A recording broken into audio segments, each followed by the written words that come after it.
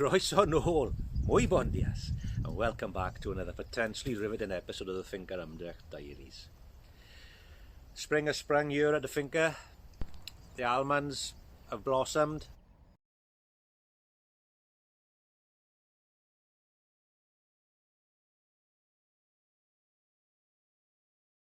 And long since dropped.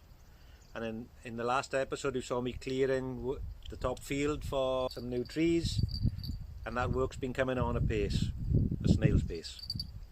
Life just seems to get in the way. We adopted another pup, again like the ugly sisters. She was from the rescue and left outside the gates of this rescue centre one night in a cardboard box. We tend to average 3 dogs historically. We came home from the rescue centre with what we thought was a quiet little pup, since we've got 6 hens, a cat, and obviously the ugly sisters, and a 16-year-old dog. Now our 16-year-old dog, Amber, she mostly lives in a state of constant bewilderment. She can't remember where she left a handbag or a hearing aid, but anyway, so we thought a young dog would be easier to introduce, and a quiet little one would be even better. So we came home on Thursday with a quiet little pup. We were aware that the pup had conjunctivitis and a hip injury, so we had drops for the eyes and some syringes of anti-inflammatories for the hip. Bit of a new experience for me, having to administer syringes.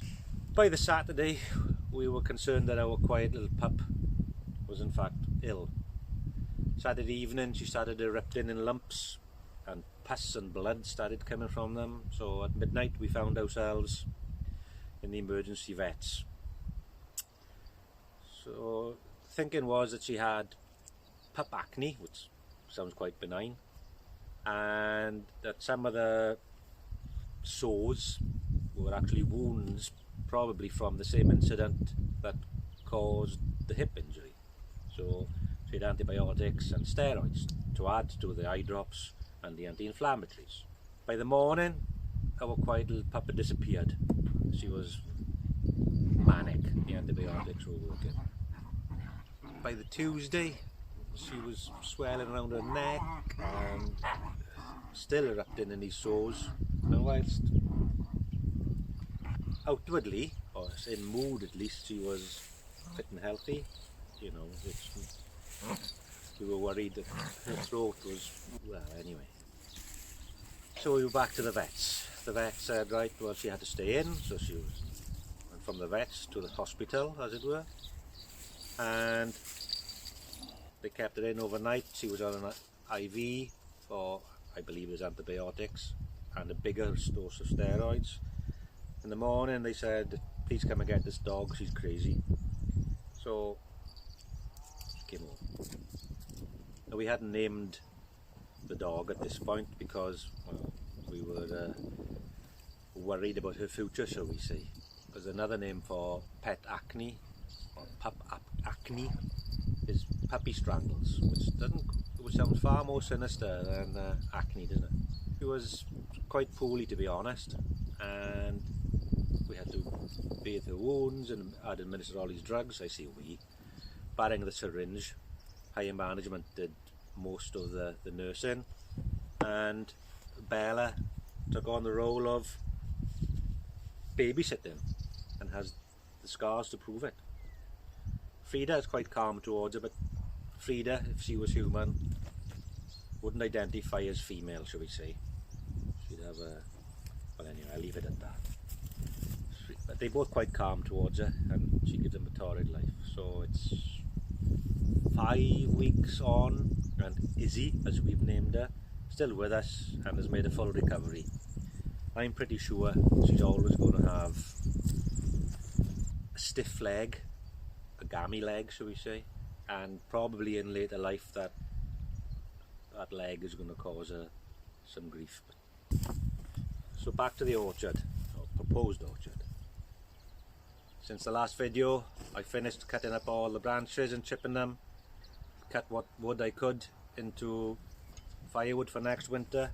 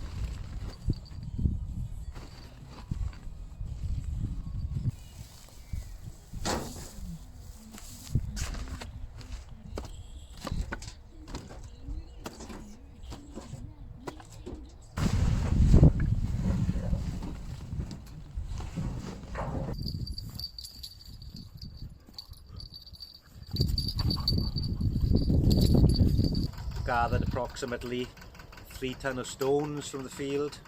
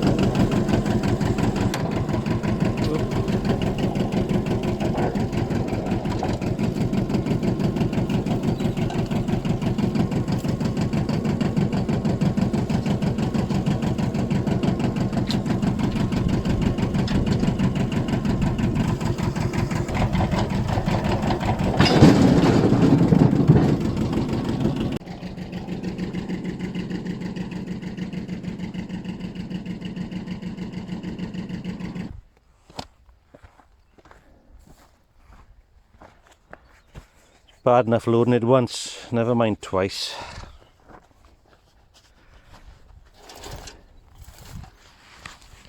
The tipping mechanism on my, I don't know if you can see that, on my box is a bit sensitive, shall we say, or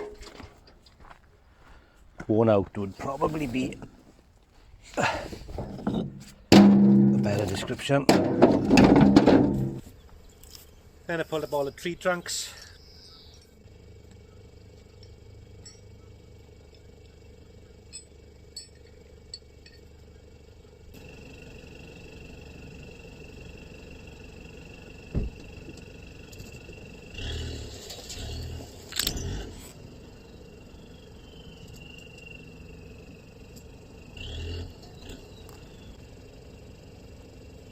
That didn't work.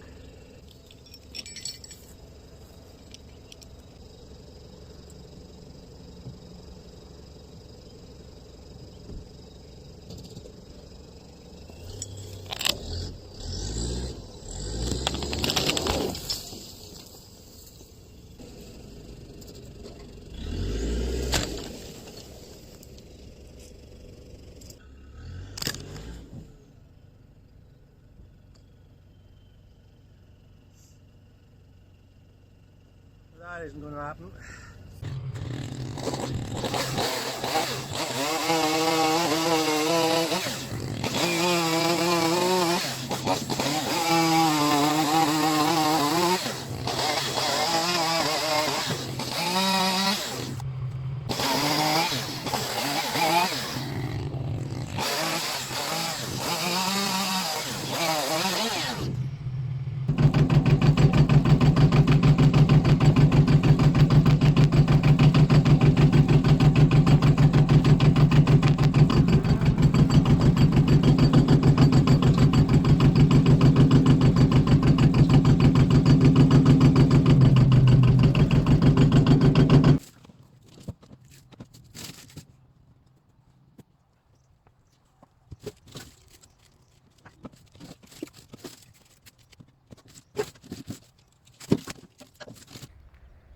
pulled most of the roots out yesterday with a car, as you saw.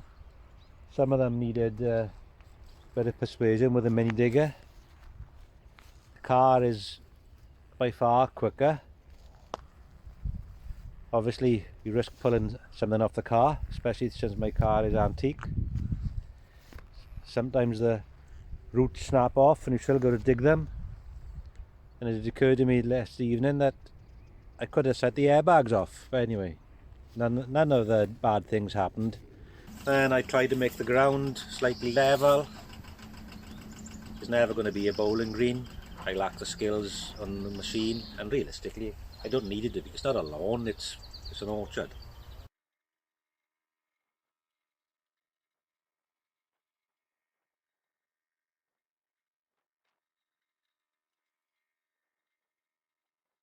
So after getting it flat, I had to dig it up again to put my irrigation back in.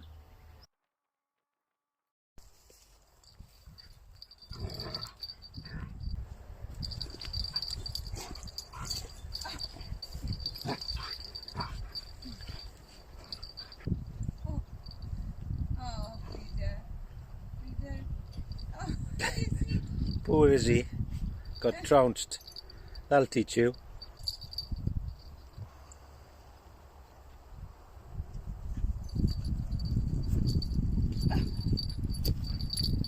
Now I pulled my irrigation pipes out weeks and weeks and weeks ago, and my trees have been desperate for a drink. We've had one memorable fall of rain since I was in the UK in November.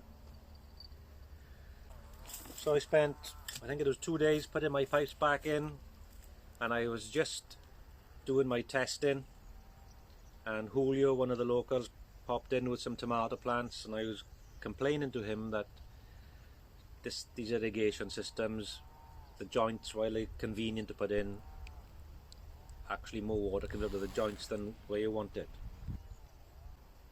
It turns out I've been fitting them incorrectly. No, don't tell anybody. You're supposed to have a special tool which makes a tiny hole and essentially flares the pipe around the fit-in. I'd been drilling a small hole and squashing the barbs, the unions, the connections in with a clamp or a big pliers, and it took some time, to be honest, but they were still leaking.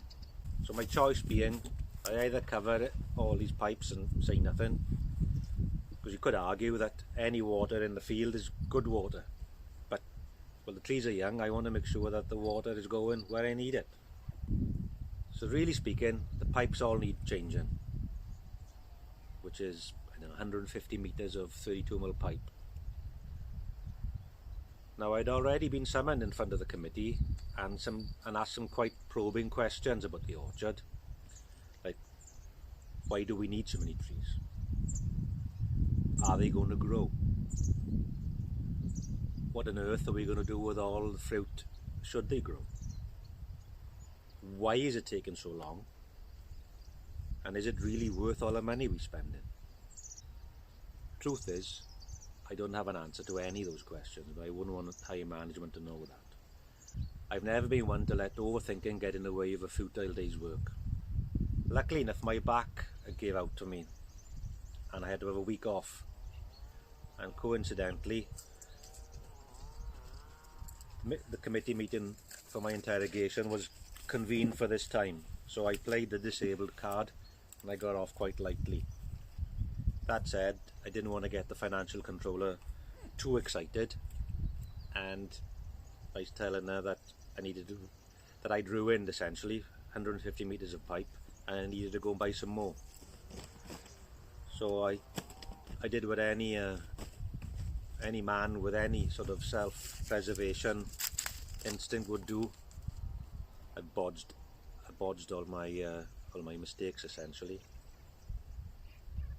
My repairs, or bodges, seem to be holding up quite well, and Julio lent me a tool that, to put the pipes in. I soon got fed up of using that tool. It's blimmin' hard work, so I made a little gadget to make things easier.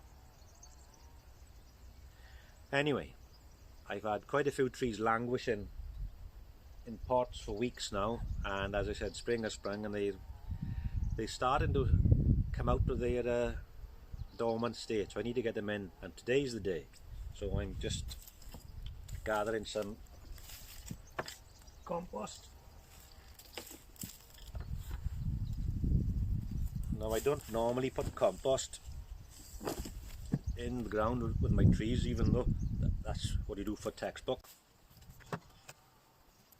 But as I've said, some of my trees are quite marginal for our conditions anyway.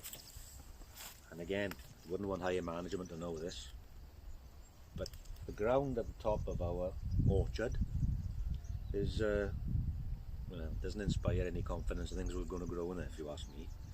Again, don't tell higher management. So to give it a bit of a head start, I'm put some compost into them.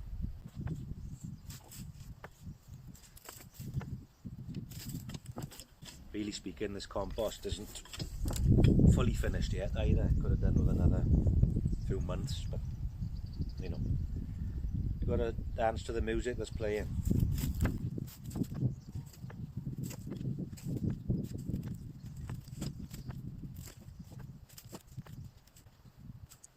So I eventually got all my irrigation back in and spent the afternoon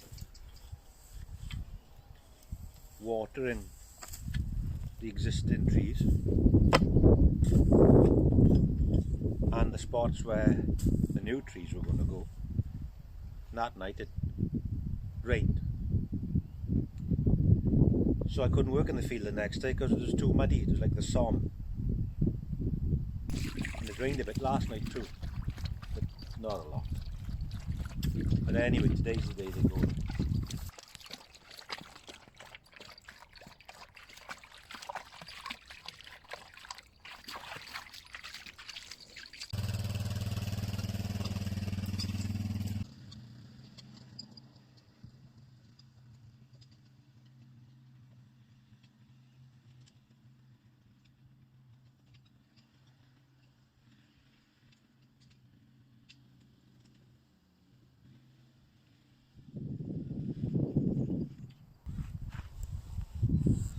On the tree front, or plant front, no particular order, I have a red and a white, the other way around, I have a red and a white seedless grape, I have a white and a black mulberry, I have a trio of 3 different varieties of walnuts, I have a pair of pears, 2 different varieties. You need a pollinator. I have 1 almond,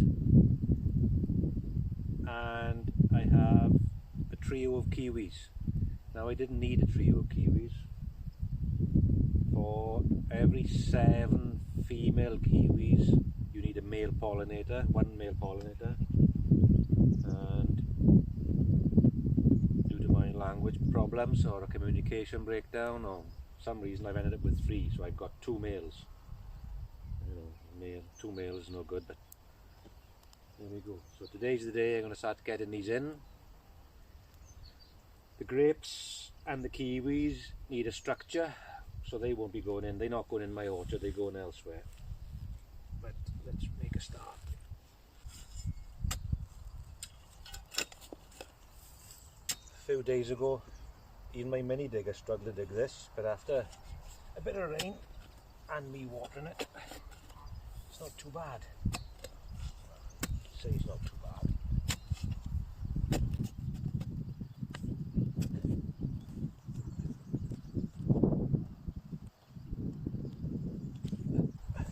All the locals take great pride in planting their trees in straight lines, hence the string. They are already flabbergasted at some of my methods. You can see this one, look, this is the rootstock coming up. We don't want rootstock coming up. There's a graft here, it's this bit we want to grow.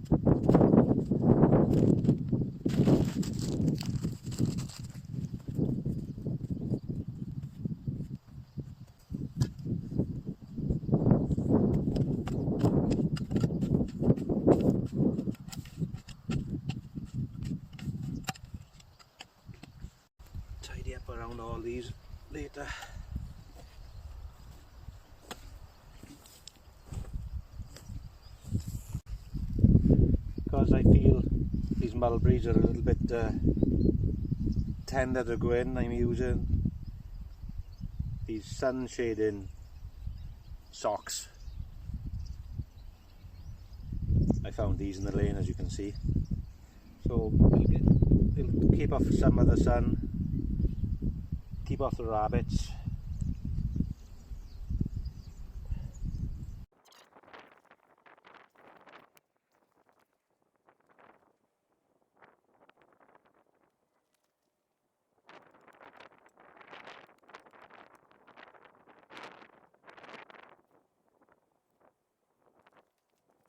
You don't need to watch me planting all these trees, so I'll come back when they're in the ground.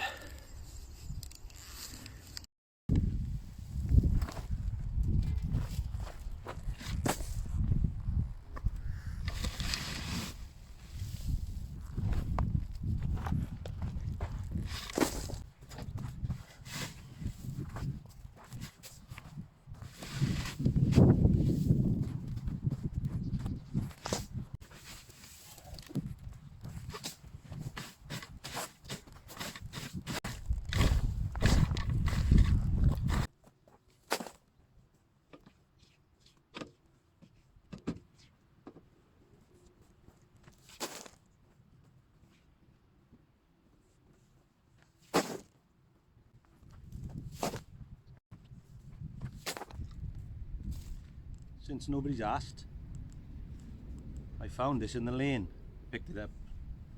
I think we'd use it as a bit of an ornament type thing. It's been blimmin' brilliant. It was probably thrown away because one of the tines is missing. I suppose I could repair it one day, but it's highly unlikely I'll ever prioritise that. But it's been really handy, and they still sell them in the agricultural shops. Don't know how they make them.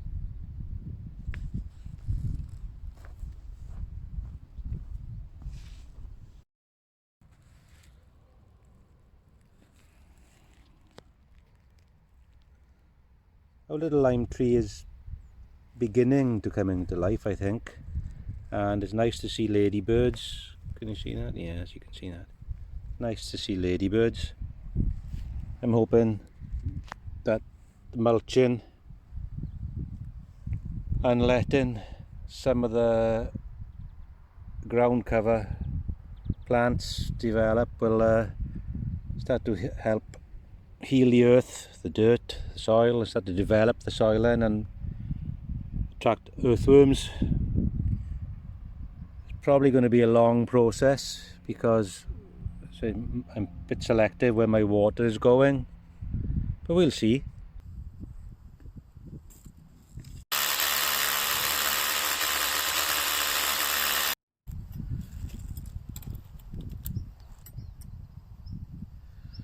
For the sake of this video, I'm calling the orchard finished. Still an awful lot of stones to pick up before I can mow. I do want to mow. I don't like this whole scorched earth look, and in my last video I showed what I think are the benefits of ecological, regenerative permaculture, whatever you want to call it, gardening. So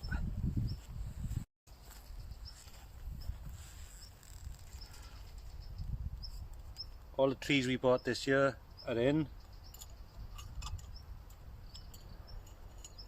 and so all I can do now is wait. I have 7 spaces for new trees, and where I've got spaces I've still dug the holes, filled the holes with compost, put a bucket or a pot in the hole to make digging easier when the financial controller releases funds for more trees. A mango tree I planted last year, and one of my quite expensive walnuts appear to be on the dead side of dormant if you ask me, but you know, we can only wait and see what happens. I opted to plant my kiwis and my grapes along the fence line, and I'm just putting the wires up for that now. I'd vastly underestimated the investment needed for gardening on this scale, both in time, energy and money. So I got jobs building up, and as I say, this orchard is taking a long time. Coupled with the fact that higher management is on the scathing side of dubious about the need for all this work, so I decided to for once in my life do the sensible thing and plant the trees, well, take the easy route out.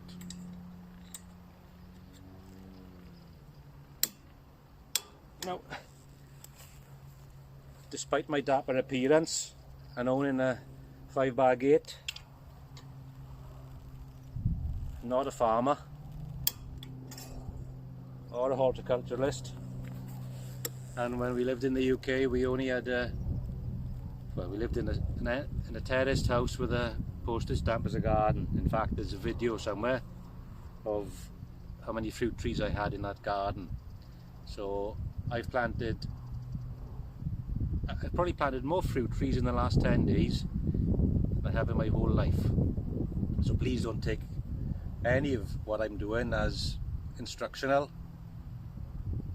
I make these videos for my mother, so my mother's contractually obligated to watch.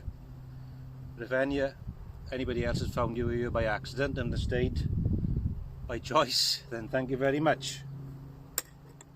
Every month YouTube send me what they call a newsletter on how to improve my channel, telling me what I'm doing wrong. I suppose to put in every video, please don't forget to like and subscribe. That's not really my bag. As I say, I do this for my mother and for friends in the old country. But if any other insomniacs have found you here and you've actually, I can't say enjoyed, but stayed this far, then it would be nice to have a thumbs up just to see that I'm not talking to myself all the time. Anyway, I'm going to bring this to an end now. We've still got plenty of opportunity left to pick up some stones from the land. All the fruit trees along the edges need mulching, etc, etc. It's just never ending, you know.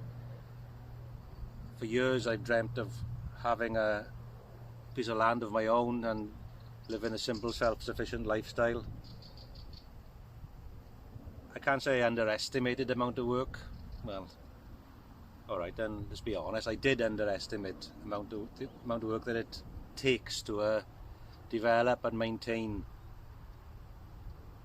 this type of lifestyle. Anyway, hopefully you've enjoyed. I'll catch you all in the next one. Thank you, bye.